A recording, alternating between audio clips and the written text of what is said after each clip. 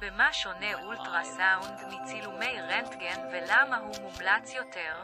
דוקטור ג'ודי מורגן מסבירה. that I'm a dinosaur, and when I was in vet school they were just sort of starting to play with ultrasound, so I never learned how to read it.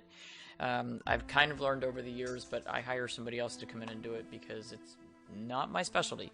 So ultrasound, we actually ultrasounded 5 animals, and so I just wanted to give you a little bit of information about how ultrasound is different from x-ray and why you would want to do it. So x-rays, we can see like the shape of the liver, and we can see the shape of the spleen, and we can see, you know, gas in the intestines. We can see the shape of the kidneys, but we can't see the internal architecture of the organs like we can with an ultrasound. So for those of you with dogs with heart disease, a lot of you get echocardiograms on your dogs. That is just ultrasound of the heart.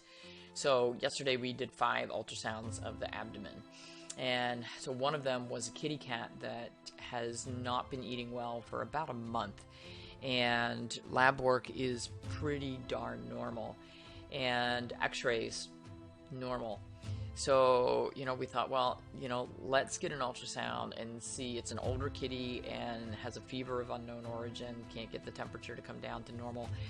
So with, you know, Dr. Candle recommended ultrasound, which was good. And yesterday when we did the ultrasound, she was going through, and she said, no, everything looks good. And then all of a sudden she went, uh-oh. And she found a mass in the small intestine. And the good news is there was one mass.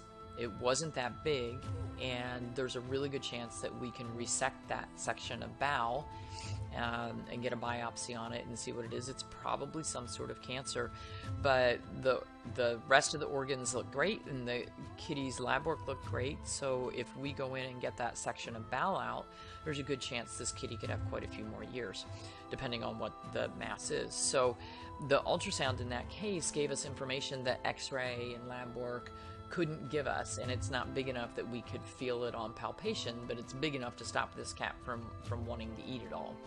A second kitty cat that we did a lot of cats yesterday. Second kitty cat that we did has a history of chronic urinary tract infections, and we know that she has some chronic kidney disease. And so we wanted to do an ultrasound and look and see what her kidneys looked like, to see whether it looked like the infection that we've been fighting in her bladder is also in her kidneys. And very interestingly, she's a Siamese kitty. What we found was that one of her kidneys was completely shriveled up and mostly non-functional. It was a little tiny thing about this big. Her other kidney was a little bit more dilated. It showed chronic disease and probably infection going on in there as well. So, you know, it gives us a lot of good information because we know how much kidney tissue we have left to deal with, and we know that the one kidney is basically doing nothing at this point. So it allows us to kind of ramp up what we're doing for this kitty cat to try to keep things as stable as possible. We did a dog that I think was pretty normal, and I can't remember what our other cat was, but so it was an interesting day, and we got to see things that we wouldn't have been able to see just on x-ray. Now the cat with the big kidney and the little kidney, more than likely on an x-ray we could have seen that the one kidney was smaller than the other, but we wouldn't have been able to see the internal architecture of that kidney to know how functional it was. So ultrasound can be really, really, really helpful. It's more expensive than an x-ray because it takes more expertise and more time to go through. You need somebody who's really well versed. We have a board certified radiologist who reads those for us. So very, very useful information. And a lot of times when we're searching for a cancer, when we're pretty sure we've got something but we just can't find it, ultrasound will give us that answer. Okay, Hugh and I need to head off to the brains. הרפואה הגדולה מכולם היא ללמד אנשים איך לא להזדקק לה.